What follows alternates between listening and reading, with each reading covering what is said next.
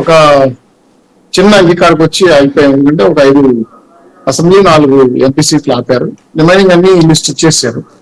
ఇవన్నీ కూడా ఏంటంటే మొదట ఏమనుకున్నామంటే నాకున్న సమాచారం 3 పార్టీలు పొత్తు కుదిరింది కాబట్టి ఒకసారి రిలీజ్ చేద్దాం అనుకున్నాం. అయితే రాష్ట్ర బీజేపీ పార్టీ నాయకులకి ఒక లిస్ట్ ఉంది, వాళ్ళు కేంద్రానికి ఇవ్వాలి కాబట్టి వాళ్ళు అప్రూవల్ కాందే వీళ్ళు చెప్పరు కాబట్టి లేట్ అవుతాం. లేట్ అయ్యే కొద్దికి జనంలోకి వెళ్ళడం అనేది కొంత సమస్య అవుతుంది.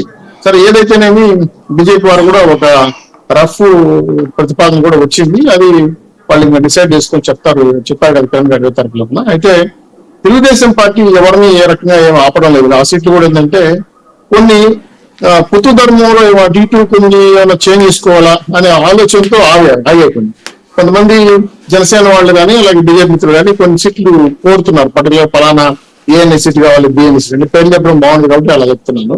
అవి ఏమన్నా కొంచెం మళ్ళీ వ్యూహ కమిటీ ఎన్నికల కమిటీ కూర్చొని Janasena Telugu Desam party BJP party కూర్చొని అటు ఇటుగా మార్చాలి. ఇప్పుడు ఇంతకుముందు చెప్పినట్టు కొన్ని గతంలో బీజేపీ వాళ్ళు గెలుచున్నారు కాబట్టి కొన్ని తెలుగుదేశం పార్టీ తవలు గెలుచున్నాయి కాబట్టి ఇవి కాంట్రవర్సీ రాకూడదు, ఎలక్షన్ లో ఇబ్బంది కలగకూడదు. ఇప్పుడు తిరుపతి లాంటి సీట్లు కూడా ఇప్పుడు జనసేనకి ఇచ్చారు. ఇక్కడ కూడా కొంత సమస్య వచ్చింది, దాన్ని పరిష్కరించి ఒక సైడ్ తీసుకొచ్చారు.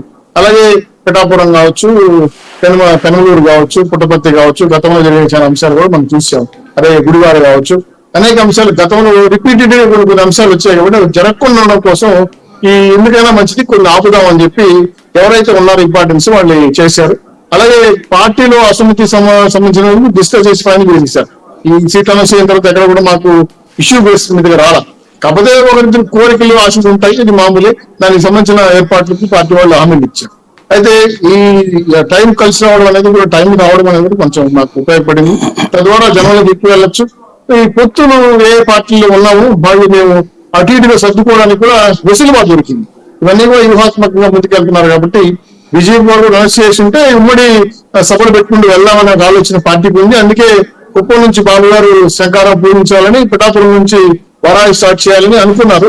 బట్ అయితే ఈ సీట్లు పంపకాలు కూడా వివిధ పార్టీలను ఉమ్మడి పార్టీలో ఉన్న అభ్యర్థులు ఫైనల్ చేయించింది కాబట్టి ప్రధానంగా మెయిన్ లిస్టు బీజేపీ వారి దగ్గర ఉంది. వాళ్ళు కేంద్రం నుంచి అనుమతి వస్తాను వాళ్ళు ప్రారంభించేస్తారు. సో ఏదైతే జనంలోకి వెళ్ళిపోదాం అని చెప్పి ఆలోచనతో ఇప్పుడున్న పరిస్థితులు కనుక సీట్లు అనౌన్స్ చేయడం జరిగింది. దీంట్లో పాజిటివ్ గానే వచ్చినాయి, చాలా మంది హ్యాపీగా ఫీల్ అయ్యారు. ఈ గొడవల సమస్యలు పెద్దగా రాలేదు మాకు, అలాగే ముందే మాట్లాడే సమస్య పరిష్కారం అయింది. ఇంకా జనసేన వారు బాబు గారు నిన్న కూడా మధ్యాహ్నం కలిసి కొన్ని అంశాలపై డిస్కస్ చేశారు. మళ్ళీ ఈరోజు ఉదయం కూడా ఫోన్ కాన్ఫరెన్స్ డిస్కస్ చేశారు. టోటల్ గా ఏంటంటే ఎలక్షన్ కి 175 గెలవడం కోసం 160+ లో ఉండాలని